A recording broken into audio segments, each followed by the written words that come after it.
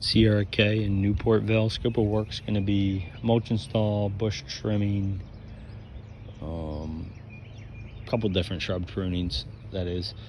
Tree removal, stump removal, gutter cleaning. So starting up front, I'm going to give her all the different options. She wanted it separated as much as possible for budget purposes. So these for Cynthia's up here. There's 1, 2, 3, 4. I think there's 4 of them, maybe 5. Just like prune and shape, you don't got to go bonkers with it. Just trying to cut away like the new kind of hairy stuff on all of them. Just prune and shape. Might be a, I can tell this is just dead.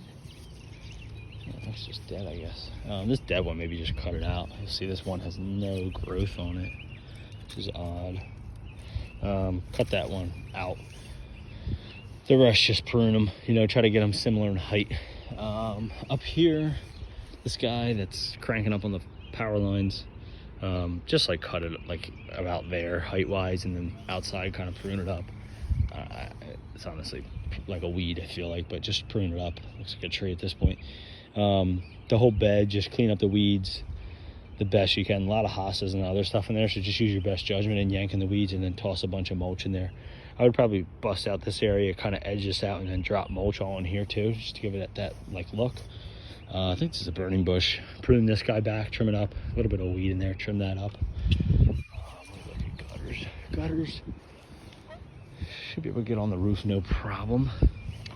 Shorter height over here to get up there, but anyway, clean these beds up, mulch them, prune and shape this. There's a bunch of weeds behind there, clean them up, mulch it. This bed, a lot of hostas, but a lot of weeds in here, so do your best. Like all these weeds, try to yank out. There's some like daylilies in here, but try to avoid them, and then mulch the whole area. It's edged in with like a plastic border. This little monster over here, so you got like 5, hard to tell, but maybe 5 tall grasses in here. Then you have a bunch of weeds, vines, choking it out. You got a fence in here.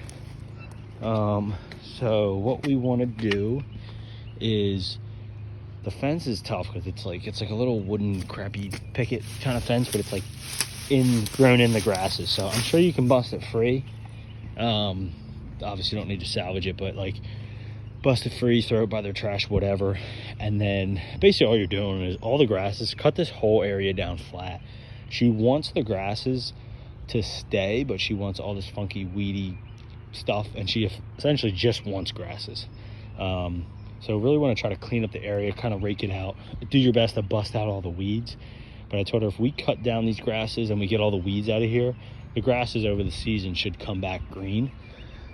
You can see they're starting to come back. So even if you can somehow salvage them, like cut them down to like 2 feet high or something, it's hard to tell if there's any green in there. There's a little bit, but how much green is in there, I'm not totally sure.